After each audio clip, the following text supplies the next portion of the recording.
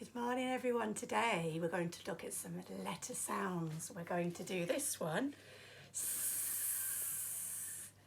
We're going to do S for Simba, S for sunglasses, S, shell, shirt, spoon and shoes.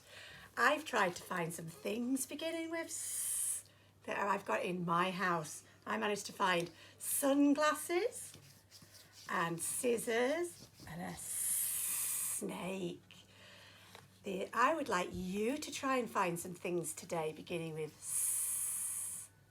But I'd also like you to look for things beginning with a T.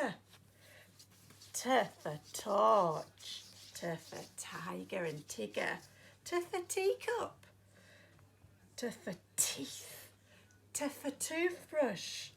I've managed to find, put over here, a teapot and a teddy bear and a tiger.